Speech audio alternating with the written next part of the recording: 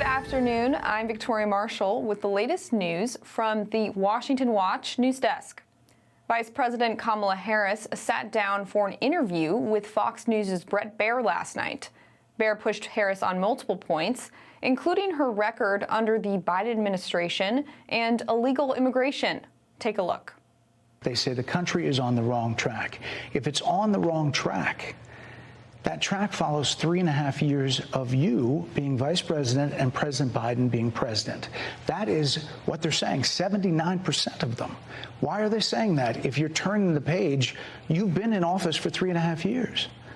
And Donald Trump has been running for office. But you've been the person holding the office. Come on. Madam You Vice and I President. both know what I'm talking about. You and I both know what I'm talking about. I actually don't. What are you talking about? What I'm talking about is that over the last decade, people you're the have lever of become... power. Would you estimate your administration has released into the country over the last 3.5 years? Well, I'm glad you raised the issue of immigration because I agree with you. It is a topic of discussion that people want to rightly have. And you know what I'm going to talk about. Yeah, but right do you now, just a number? Do you think it's 1 million, 3 million? Brett, let's just get to the point. Okay, the point is that we have a broken immigration system that needs to be repaired. So your Homeland Security Secretary said that 85% of apprehensions. I'm not finished. While legacy media outlets criticized Baier for his tough interview questions, Baier later said that Harris showed up 17 minutes after the interview was supposed to start, and that her staff hurriedly shut down the interview after just 26 minutes. And in other 2024 election news, early voting in Georgia has continued to surge after more than 300,000 Georgians cast their ballots on Tuesday, which was the first day for early voting. Yesterday, nearly 300,000 people cast early ballots as well. Such voter enthusiasm is breaking state records for early voting. Analysts say reasons for the spike could be to avoid long polling lines or delays in mail-in ballots, as well as excitement about the candidates. Early voting is also set to begin today in North Carolina, where people still remain missing 3 weeks after Hurricane Helene in western North Carolina. Virginia has already had 2 weeks of early in-person voting. And in international news, Italy has made it illegal for couples going abroad to have a baby via surrogacy. Italy already bans the practice of surrogacy, but this new ban extends the law to apply to couples or individuals who seek to hire a surrogate in places where it is legal, like in the U.S. or Canada. Critics of the law say it is anti-gay, as it will prevent gay couples from having children. Italian Prime Minister Giorgia Meloni believes children have a right to their biological mother and father and has described surrogacy as, quote, a symbol of an abominable society that confuses desire with rights and replaces God with money, unquote. The U.S. has no federal restrictions on surrogacy. And in further international news, last night, the U.S. Central Command announced it had conducted multiple airstrikes on numerous Iran-backed Houthi weapons storage facilities in Yemen. The U.S. is justifying the attacks because the storage facilities contained various advanced weapons used to target U.S. and international military and civilian vessels navigating international waters throughout the Red Sea and the Gulf of Aden. In a statement, Central Command said, quote, these actions were taken to degrade the Houthis' capability to continue their reckless and unlawful attacks on international commercial shipping and on U.S., coalition, and merchant personnel and vessels in the Red Sea. And those are today's headlines. I'm Victoria Marshall. For more news and commentary, be sure to check out the Washington Stand at washingtonstand.com and follow us on social media for updates at FRC DC. Up next is Washington Watch with Tony Perkins. We'll see you tomorrow with more news.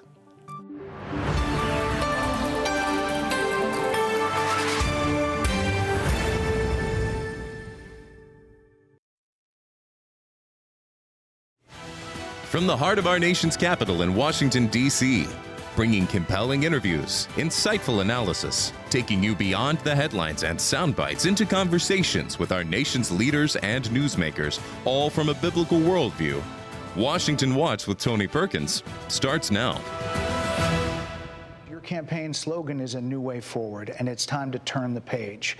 You've been vice president for 3.5 years, so what are you turning the page from? Well, first of all, turning the page from the last decade in which we have been burdened with the kind of rhetoric coming from Donald Trump that has been designed and implemented to divide our country. That was Vice President Kamala Harris in an interview with Bret Baier on Fox News. We'll turn the page and talk about it. Welcome to Washington Watch. Thanks for tuning in. Well, breaking news from Israel. Yahya Sinwar, the Hamas leader in the Gaza Strip and the mastermind behind October 7th, has been killed by IDF forces in Gaza. We'll have more on this from South Carolina Senator Lindsey Graham in just a moment. We'll also discuss the latest developments in the Biden-Harris administration's warning to withhold munitions from Israel if they don't allow more aid into Gaza. And the growing controversy around experimental transgender medical procedures for minors has become both a cultural and a political flashpoint. So far, over 24 states have passed laws protecting minors from life-altering surgeries and treatments. However, transgender activists have taken some of these laws to court.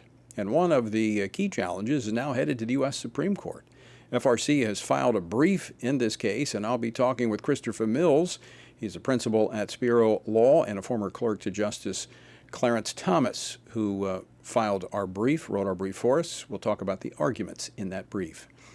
In August, the Department of Labor revised its job numbers. Remember that? Stating that there were actually 818,000 fewer jobs created than they claimed.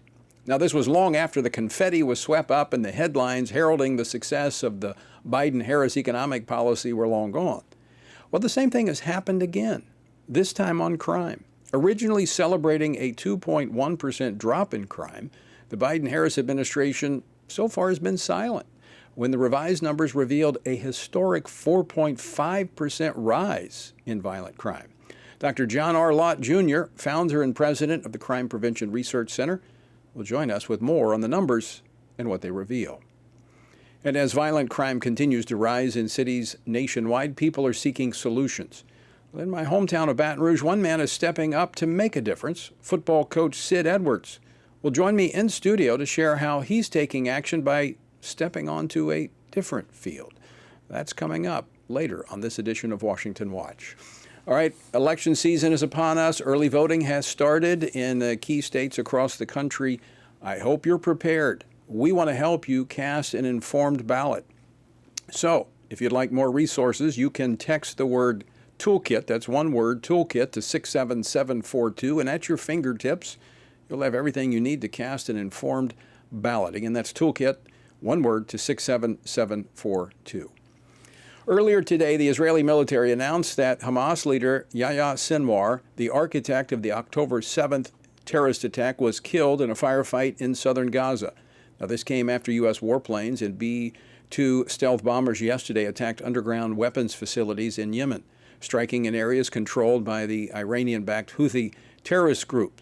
Joining me now by phone to discuss this, Senator Lindsey Graham from South Carolina. He serves on 4 Senate committees, including the Senate Appropriations Committee and the Senate Judiciary Committee, where he's the ranking member.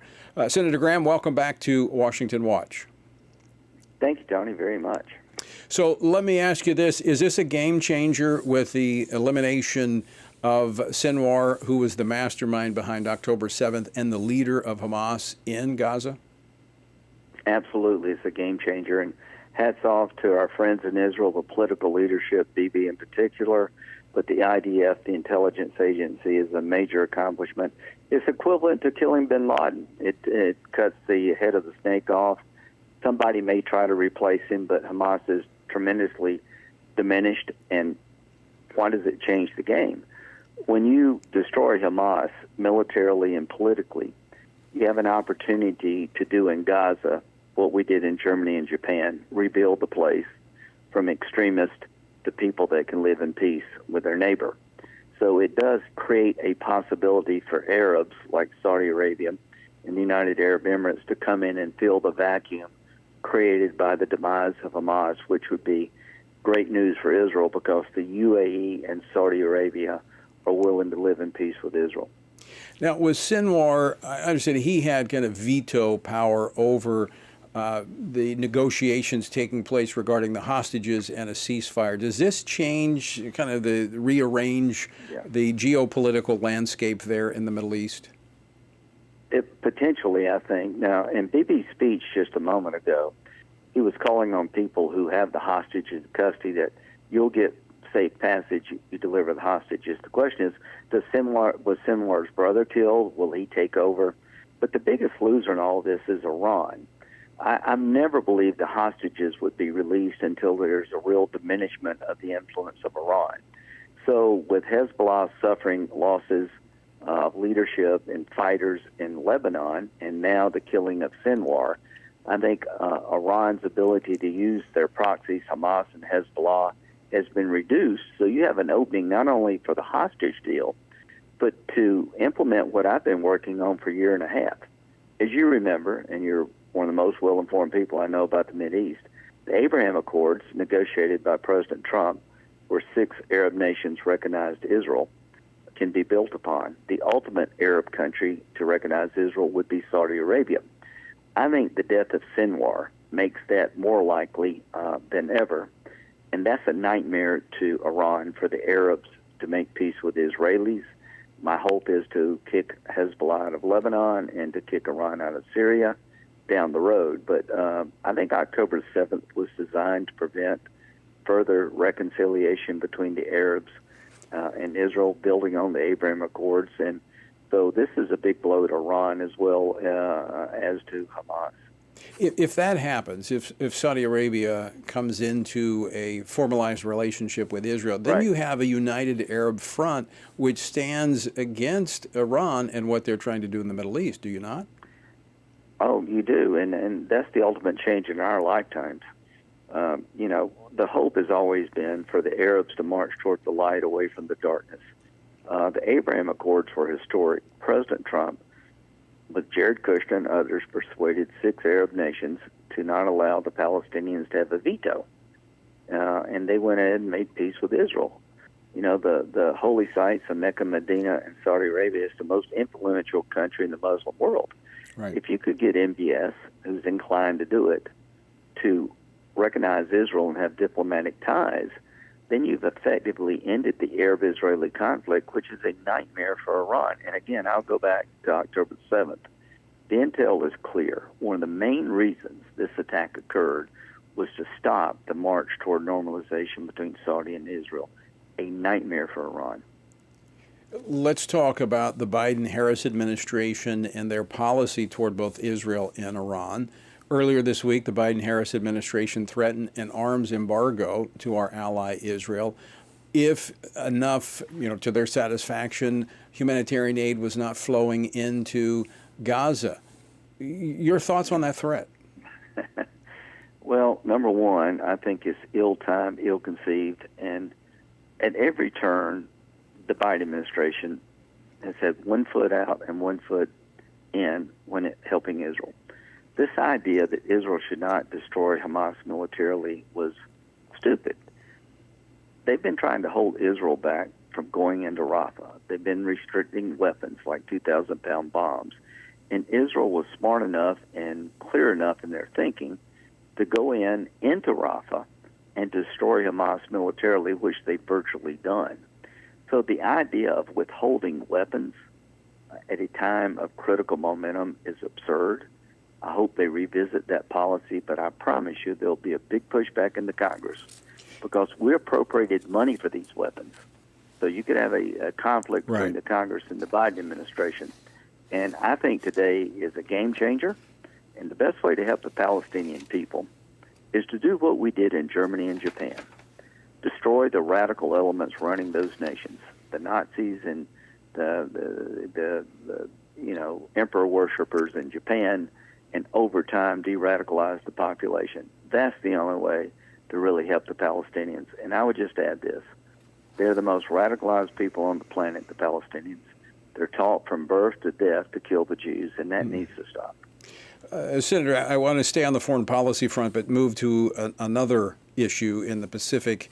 There's not, my 20 years in Washington, I've realized there's not that many members of Congress that are really, really well informed on foreign policy issues. You're one of them, so I want to try to squeeze out as much as I can when I talk with you. I want to play this clip of Kamala Harris from yesterday regarding Taiwan, clip number 9.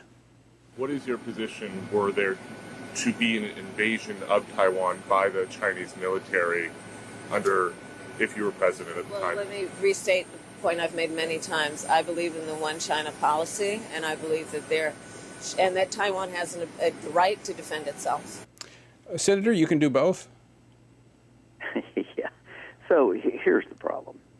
When they pulled out of Afghanistan, it was the dumbest decision in modern American political history.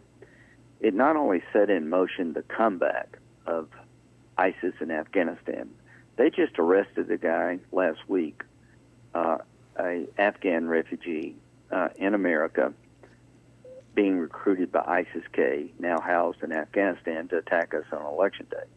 We've lost deterrence. So I think Russia invaded Ukraine because of Biden looking weak.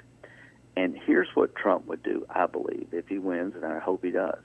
He'll let the Chinese know we want to have a good relationship, but you do not want to invade Taiwan. You do so at your own peril. And what Biden did by taking nuclear-tipped cruise missiles out of our submarines in the South China Sea is to send a signal of weakness. So I don't really believe anybody in China is afraid of Harris, but I promise you they're afraid of Trump.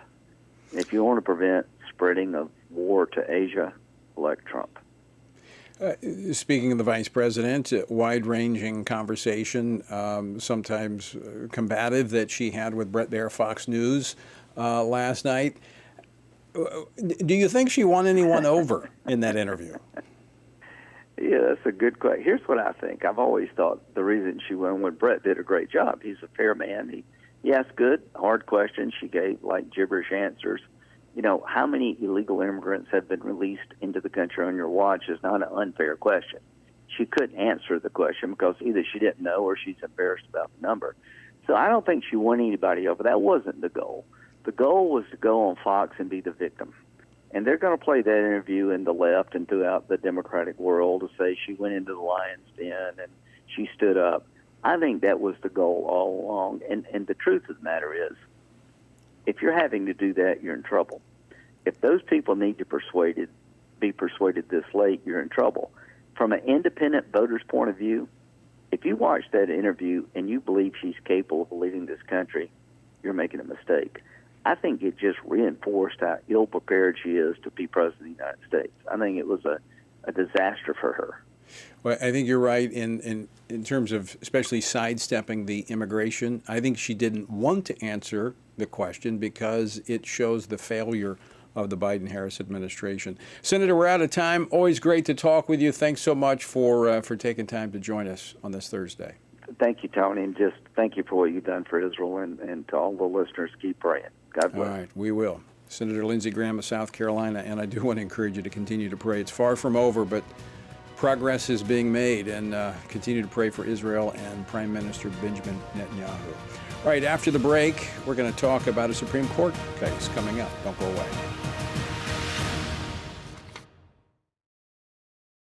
We humbly, Father, bow before you in these moments that we have together, that this wouldn't just be any other conference, but that literally, Lord, you would reset our hearts to be in alignment with your word, that you would reset the city of Washington, D.C. to be in realignment with your word. There's no politician, including Trump, that can affect the soul of this nation. You're the only one. The answer's not in the State House, and it's not going to be in the White House. It's got to be in your own house. It's got to be in the Church of God. It's got to be in his house. Our principles never bend to politicians. Yes. Our principles never bend to politicians.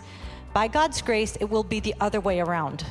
Politicians will bend to our biblically based child protective principles. No matter what comes in November, no matter if it doesn't go the way you want or I want or the things we prayed for.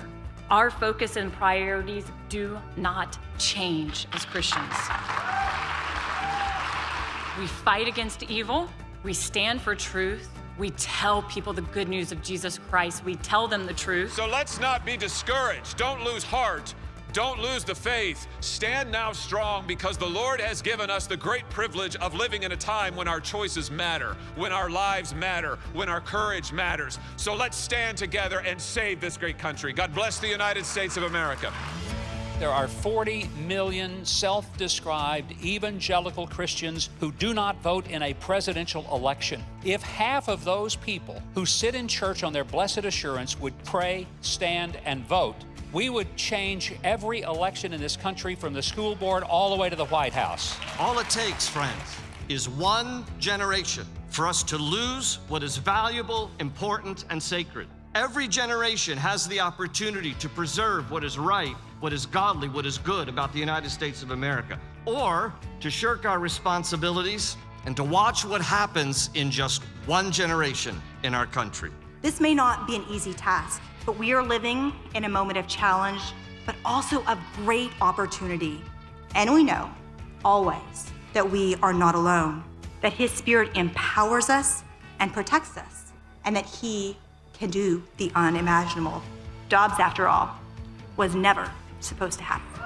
Father, we thank you. You have entrusted us with this moment in history, and I pray that we would be found faithful, and that as a result of our faithfulness to you, that thousands, millions would come into the kingdom as they would experience the forgiveness of sin and the new life that is found only in Jesus Christ. Amen.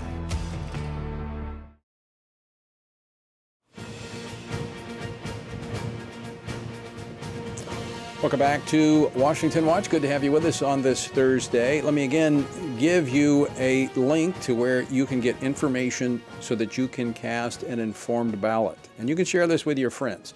Toolkit, one word, toolkit to 67742. It'll take you to the Stand Firm app. It's got a link. Just go ahead and follow it through, and you'll have a lot of resources at your hand, including prayer points for this election. Because we need to be praying. We need to pray, we need to vote, we need to stand. Again, that's toolkit, one word, toolkit to 67742.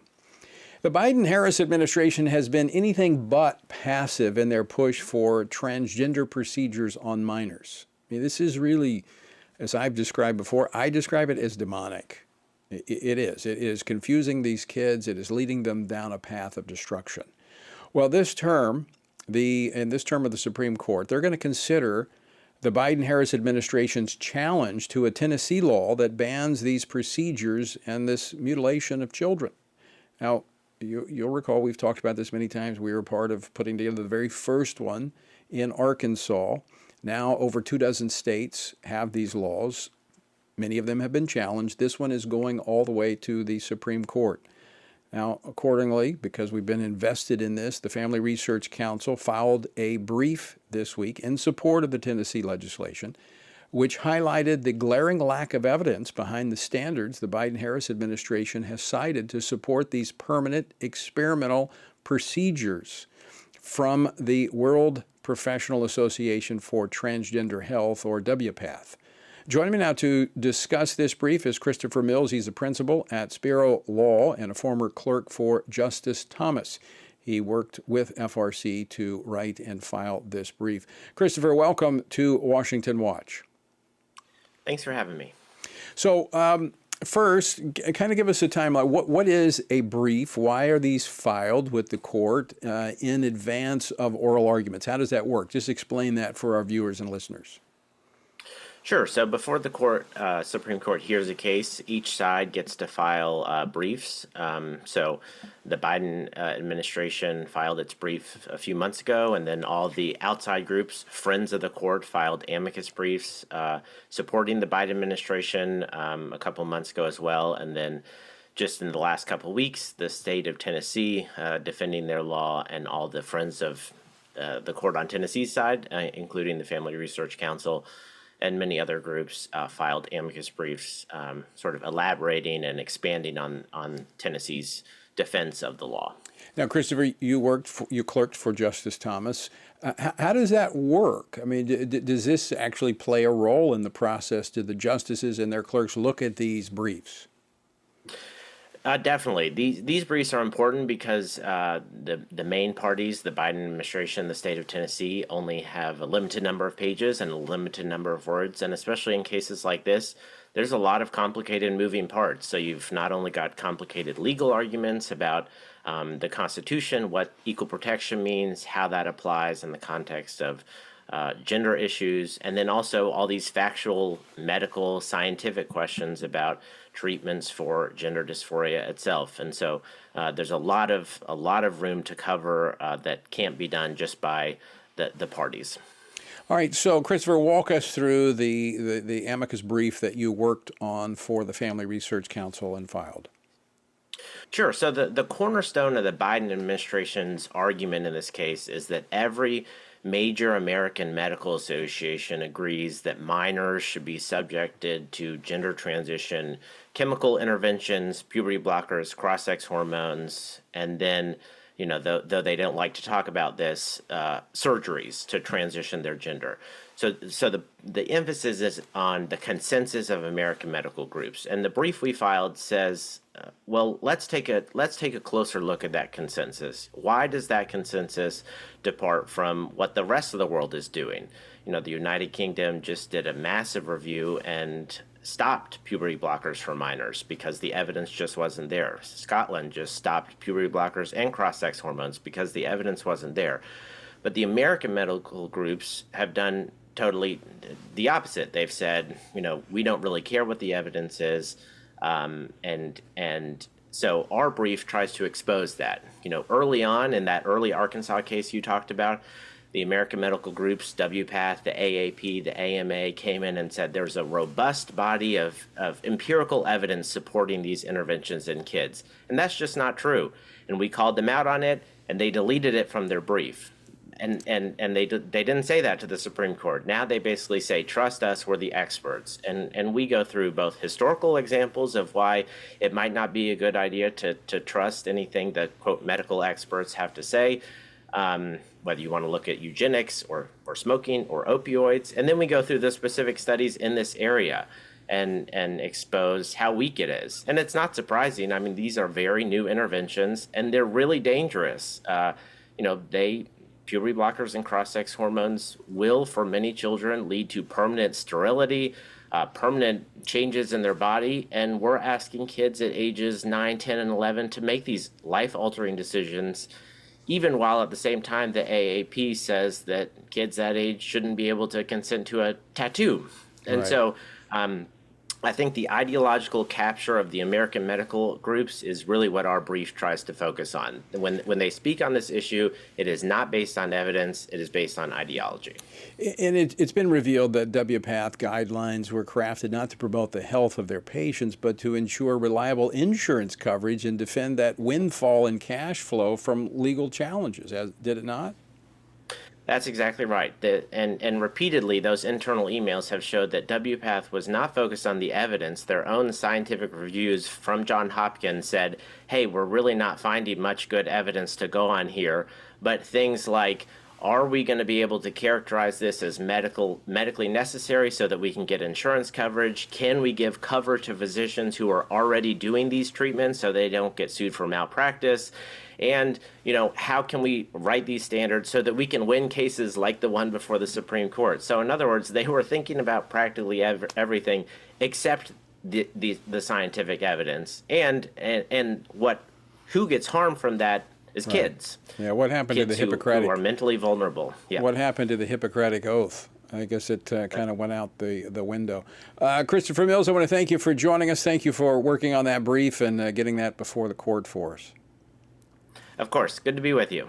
All right, Christopher Mills. And you can find out more. Go to TonyPerkins.com. This issue is not going away. It is a big issue. We're even seeing it in the presidential election. It's front and center because it's a big deal. Very big deal. All right, after the break, the FBI quietly updated its 2022 crime data. And that, of course, was after the Biden-Harris administration was trumpeting a decrease in crime. Well, it turns out it actually went up at a historic level. Don't go away. We're back with more after this. Everything we do begins as an idea. Before there can be acts of courage, there must be the belief that some things are worth sacrificing for. Before there can be marriage, there is the idea that man should not be alone. Before there was freedom, there was the idea that individuals are created equal. It's true that all ideas have consequences, but we're less aware that all consequences are the fruit of ideas. Before there was murder, there was hate. Before there was a Holocaust, there was the belief by some people that other people are undesirable. Our beliefs determine our behavior, and our beliefs about life's biggest questions determine our worldview. Where did I come from? Who decides what is right and wrong? What happens when I die? Our answers to these questions explain why people see the world so differently. Debates about abortion are really disagreements about where life gets its value. Debates over sexuality and gender and marriage are really disagreements about whether the rules are made by us or for us. What we think of as political debates are often much more than that. They're disagreements about the purpose of our lives and the source of truth. As Christians, our goal must be to think biblically about everything. Our goal is to help you see beyond red and blue, left and right, to see the battle of ideas at the root of it all. Our goal is to equip Christians with a biblical worldview and help them advance and defend the faith in their families, communities, and the public square. Cultural renewal doesn't begin with campaigns and elections. It begins with individuals turning from lies to truth. But that won't happen if people can't recognize a lie and don't believe truth exists. We want to help you see the spiritual war behind the political war, the truth claims behind the press release, and the forest from the trees.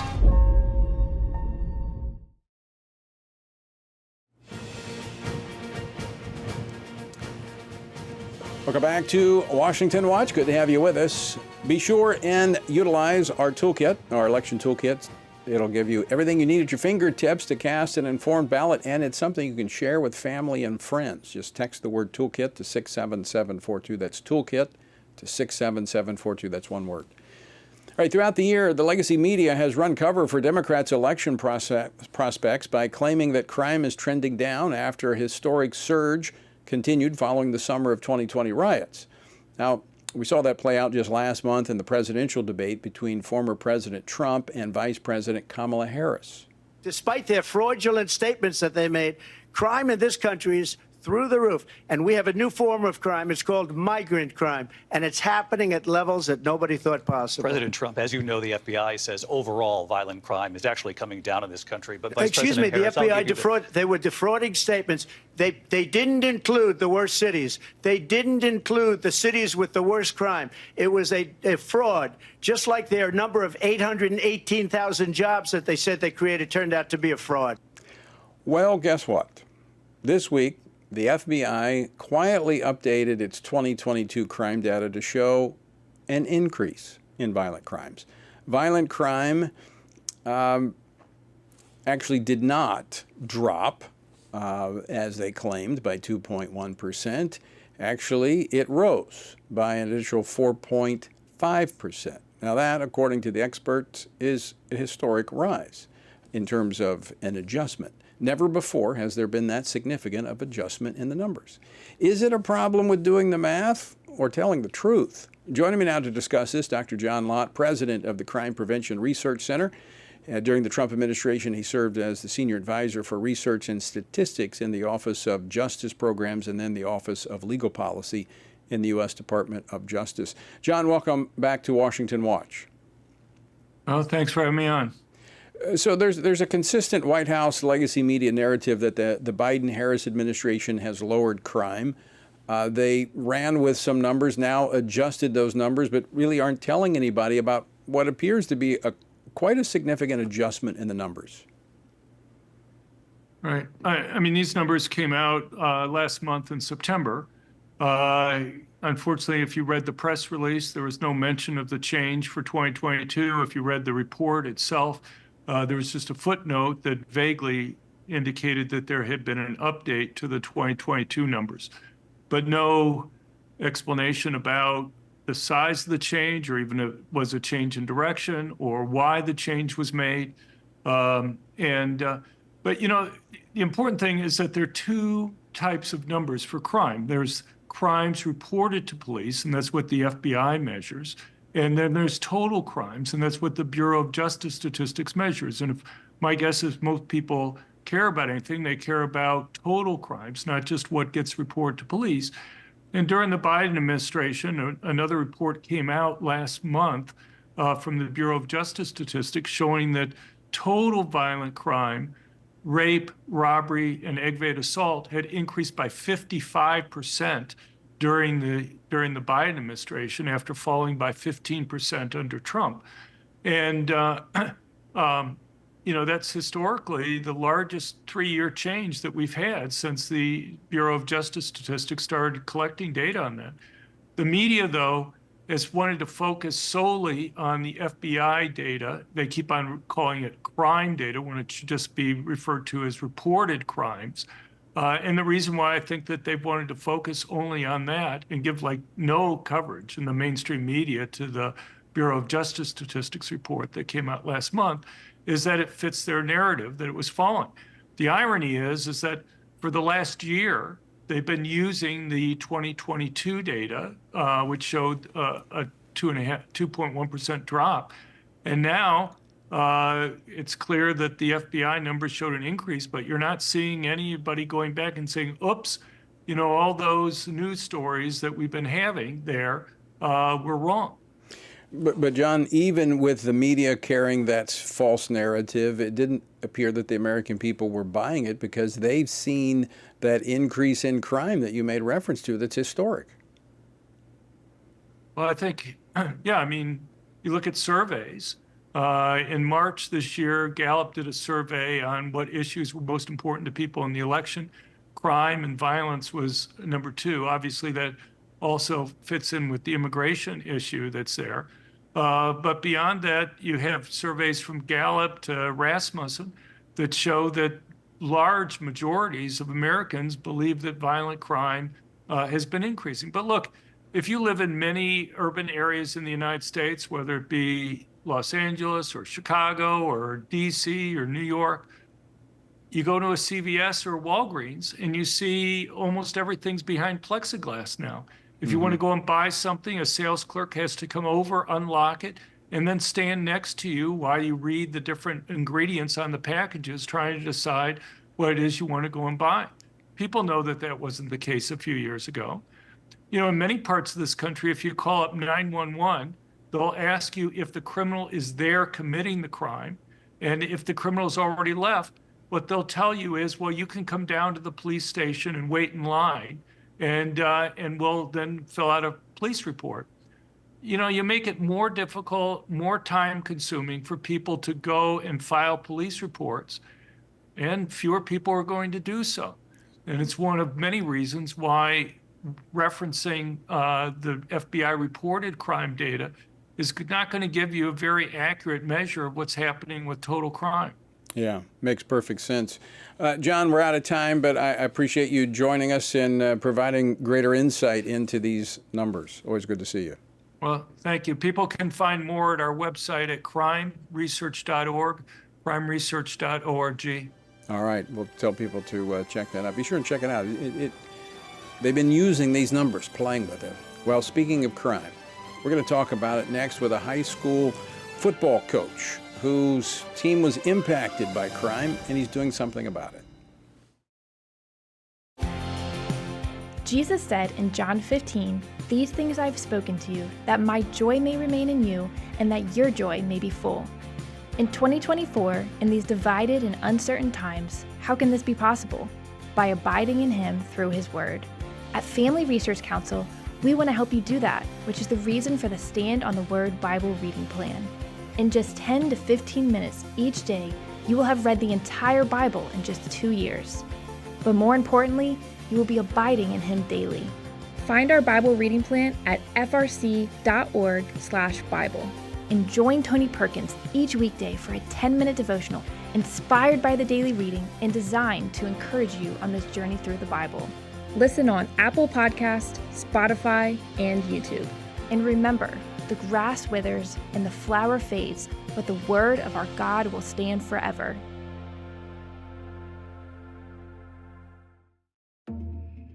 The world is hurting, streets are filled with crime, families are broken, sin is celebrated, and God is mocked. Everywhere we look, the wages of our sin are on full display. As Christians, we know that surrender to God's will is the solution to our biggest problems, but not everyone agrees. Even in church, we hear people say the most important thing is to be tolerant, that we shouldn't impose our morality on other people, and that loving our neighbor means celebrating what they do. But you can't do that. It's not that you don't love your neighbor, you do, but you care about God's opinion more than your neighbor's opinion, and this makes you different.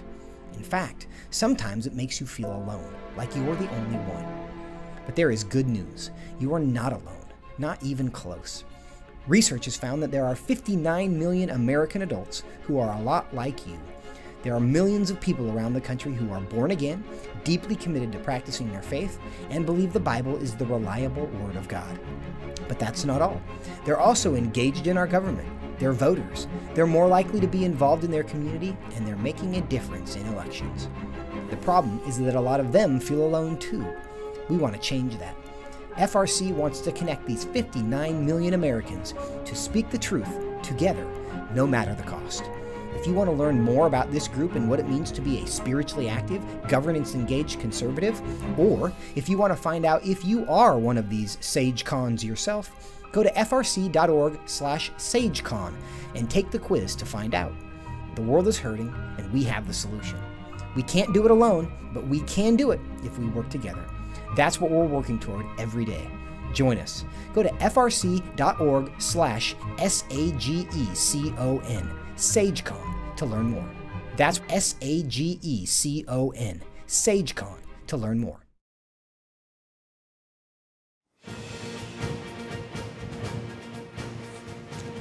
Welcome back to Washington Watch. I'm your host, Tony Perkins. Good to have you with us. And again, let me encourage you to be prepared to vote. All right, voting is already occurring. Early voting has begun in many jurisdictions across the country. And you need tools. And we want you to cast an informed ballot. And so we've got a toolkit available for you. And you can find it by texting the word toolkit to 67742. That's toolkit to 67742. There's a lot there for you. Maybe you're not registered. You can find out how to register. Maybe you need a voter guide. You can find that there. You can find information on the candidates. Again, toolkit to 67742. All right, crime, as we've been talking about, continues to rise in cities across America. We often look at the statistics. Okay, we look at the statistics, the numbers. But you know, behind every number is a face. Behind every number is a name, sometimes unknown. But as you get down to the lower level, you know, the closer to home, you begin to feel this, you begin to see it, you begin to understand it. Increasingly, more and more Americans are becoming victims of crime, or family members are becoming victims of crime, or they're seeing it. I remember as a kid, a long time ago, but it has stuck with me, a shooting right in front of our vehicles. We were driving down the road. A man stepped out and shot another man, and I'm like, this was surreal. Well, that's becoming almost a daily occurrence in some cities across this nation. In fact, a recent report on crime placed my home city of Baton Rouge. I live outside the city, but the city was placed on the top 10 list of the most dangerous cities in America. Now, this was not news to Coach Sid Edwards, the head football coach of an inner-city school in Baton Rouge. He's been a coach for 43 years. Crime has become very personal to him. The violence of the city has affected not just him personally, but those around him. And he's decided to step onto another field to address the impact of crime. And he joins me now in studio. Coach Sid Edwards, welcome to Washington Watch. Glad to be here. I appreciate it. So let me just begin with this question. Give us a little bit of your background. You're a football coach. You've told me you're kind of apolitical. You've just been coaching kids for 43 years. Talk a little bit about that. Well, that's been my mission. I'm a long time football coach. I've coached softball, track, basketball, baseball, you name it. A coach is a coach. And that's what I've been doing, and I use sport to reach kids. Something happened just a few years ago here in Baton Rouge, and we're in our Baton Rouge studio recording this interview, or bringing this interview to our folks. You had one of your star students. You had a lot of hope, a lot of prospects. Something happened. Tell us about it. That actually was on January 1st of this year, and young man, he's 14 years old, turned 15 on Christmas actually. Bright student, bright future. Him and 4 friends were walking down Evangeline Street in North Baton Rouge, 70805 zip code, and they were gunned down. And my kid that was on my team, he died, and we had to bury that young man. And you know, from that January 1st point, out of Struma High School, there's been 4 other children that have ties to the school or was at school that have been shot and or murdered. And it's mind-boggling, you know, that our youth have this to deal with daily. A lot of this is gang-related. There's a lot of underlying issues here. There's the breakdown of the family. But you told me a part of the story as the coach. You're invested in these kids. This is an inner-city minority school. You called the kids in over vacation time. This is during the Christmas break. You called them to come in to try to counsel with them and help them through the grief of losing a teammate. What happened there? It was surreal to me. I was ready for some deep counseling, you know, to work with these boys. And not all of them, but the majority of them was callous. It was, best way I could put it, just another day in their lives. Like we may get a flat tire or have car trouble or something like that occurs every now and then. That's kind of how they took it that day. And that was an eye-opener for me, how desensitized those young people have become. So it's become a part of the culture. It's just another day, as you said, in the neighborhood. It's expected, and it's sad. And they walk around. I don't think that they have enough sense to have some fear, you know, and know where danger is, and keep their head on a swivel. But at the same time, I guess for someone who doesn't understand this concept or this lifestyle, it'd be no different that someone, hey, I'm going to play around the golf, and we may get a thunder shower, not expecting it, but it may happen.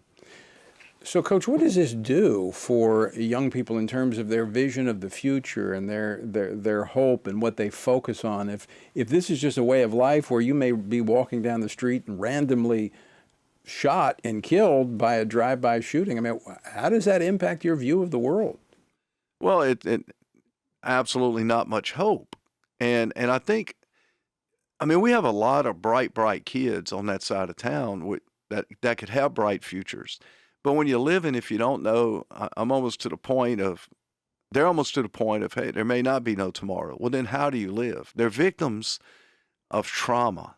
It is a trauma-ridden community, but it's not just privy to 70805. Right. It's all over the parish. Now, you've coached in other communities. You coached in the community that I lived, the central community, when we actually helped get that school district established apart from the parish, which is an affluent area.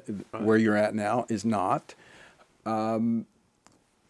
Is there a lack of understanding from one community to the other of how life really is for many in the inner city? 100% a misunderstanding. Many of the residents in North Baton Rouge don't want to live that way. If you go through, many have their homes as nice as they can have their homes. Their lawns and the yards look really good. And there's a lot of people over there working hard to make ends meet. They don't want to live like they're living. Yeah. But people would travel to Plank Road Corridor or Winburn, but you have to peel back the curtain, because when you get into the heart of that side of the city, the despair and hopelessness is rampant. But it's good to point out, because I recall this, and it's been 30 years ago, but when I was a police officer in Baton Rouge on the streets, in the bottoms, much of those same areas, that there were people who wanted the best for their kids. Most of the time, grandmothers looking for the best for their grandsons, and they wanted law and order. They wanted structure.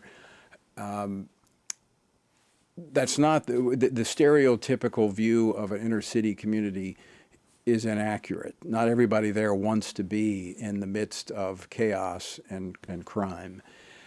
This prompted you to step out of your comfort zone.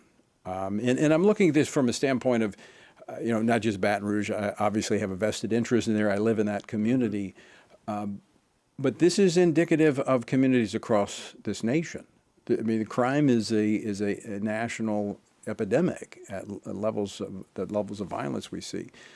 You decided to do more than just, comment on the chaos. You tell us what you did. Well, I qualified to run for the mayor-president position of East Baton Rouge Parish, and I got asked a lot of times, why, Coach, why? One of the things I had to do was I had to find out, can I do it? So I started looking at the job description, and the answer was unequivocally, absolutely, it can be done. It's no different than building leadership and building a team.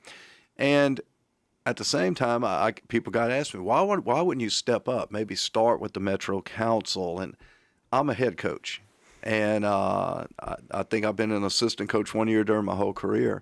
And I think the most impact for our parish would be in the seat of mayor-president. And once I learned that, okay, yes, this is not rocket science. There's a ton of common sense in this deal. Once I decided, yes, I can do that, that's when I got in. And I think I could make a difference. And just for complete clarity here, the Washington Watch and Family Research Council does not endorse or support candidates. But I find this story so compelling and interesting that here's a football coach. And I played football in high school. You and I are the same age. I served with coaches in politics myself. Coaches are universally loved. Politicians are not. In fact, oftentimes, of course, you get to being a football coach at the level of like LSU. They either love you or hate you. But most football coaches are universally loved, especially at the high school football level. You had to consider that stepping into the political arena. That this was football's a contact sport, but so is politics.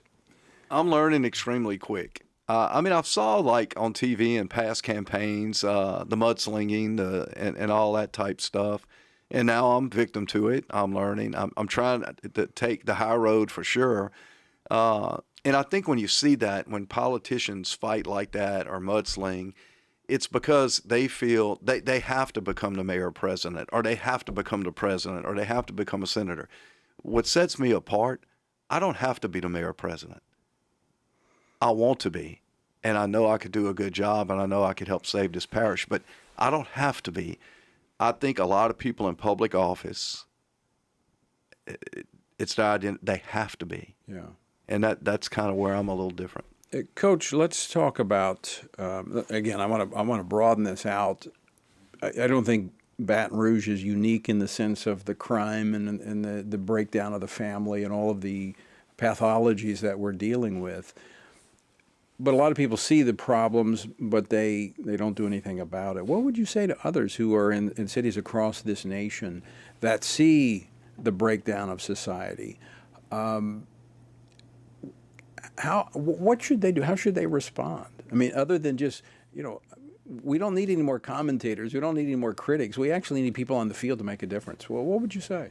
Well, it's a multi-layered approach to help with this. It starts certainly with the breakdown of the family. And I think the local churches, the pastors, are going to play a huge role in that part. But there's so many layers to crime, and it's coming up with a plan and then making the plan work. I mean, as a football coach, I've had many plans. They haven't all worked, but we go into it thinking they are. And then if it don't work, we fix it and we know what to do the next time. Mm-hmm. Okay. And so you can't police yourself out of crime, but that is an important piece. Right. Law enforcement officers, we're shorthanded in our parish, and they're not paid what I consider to be a fair wage. You have to start there and take care of them. So crime is a symptom. It is not the cause. It's a symptom of a deeper cause that we're seeing all across our nation, in society as a whole. It's a breakdown of the family. It's a I think, and you've been an educator, you've been in the educational circles for 4 decades, I think it's also a marginalization of the role of faith in our public life.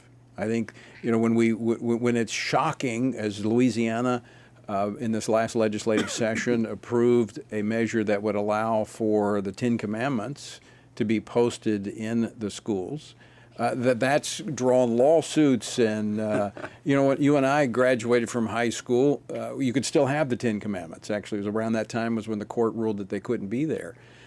I mean, that's a part of it. What do you see in terms of a holistic approach to dealing with the breakdown of society that has brought us these record crime numbers? Well, so for the people that are engaged in these activities is a lot of hopelessness and trauma. Where do we go for hope? And that's our Lord. And there are churches in these communities, but I found with the young people, there's some trepidation about even going in. There's a trust issue. There's a trust issue with churches for some of them, and there's certainly a trust issue with law enforcement. But the whole thing is same deal like when I got to Eshruma High School. They didn't trust me. I believe that the majority of them do now. So it's opening that door and getting inside and getting into the heart and soul of these people. It's relationship. It's relationships. Now you could put it. That's where it could stop right there. Relationships. For sure. So we need churches. When I say churches, pastors or the leaders of churches, to engage in the community and build relationships with elected leaders, with community leaders, and so there really needs to be more of the. Sit down, have a cup of coffee, work alongside one another to address community issues, as opposed to, finger pointing and the criticism that often comes in these local arenas. Agreed. In law enforcement in particular, there's always task force. Mm-hmm. There's traffic division. There's homicide. There's got to be a what I would call a spiritual task force, and that involves the pastors, the local leaders, the churches, the police officers, EMS, public safety, a task force to work together to reach and build those relationships. Well, I'll be happy to help you on that front. Also happy to introduce you to some attorneys who you will need, because you will have those on the left that will be suing you for even bringing up such an idea, which 40, 50 years ago was commonplace. Right. But I know as a head football coach, you're not going to be intimidated. You're going to do what needs to be done if the Lord opens that door for you. Coach Sid Edwards, I want to thank you for joining us today. It was my honor. Enjoyed being here. Thank you very much. Well, folks, I hope you've been encouraged by Coach Sid Edwards' story. And I think it's important that as we see what's happening around us, that we don't just stand on the sidelines and be commentators of the chaos, but rather we step into the arena and we help make a difference. By the way, it starts with voting. Get your voter toolkit. Text toolkit to 67742 so that you are prepared to vote. All right, we're out of time for today. Until next time, I leave you with the encouraging words of the Apostle Paul, found in Ephesians 6, where he says, when you've done everything you can do, when you've prayed, when you've prepared, and when you have taken your stand, by all means, keep standing.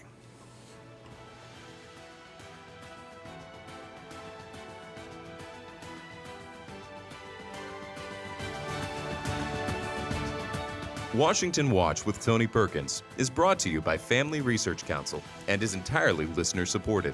Portions of the show discussing candidates are brought to you by Family Research Council Action. For more information on anything you heard today, or to find out how you can partner with us in our ongoing efforts to promote faith, family, and freedom, visit TonyPerkins.com.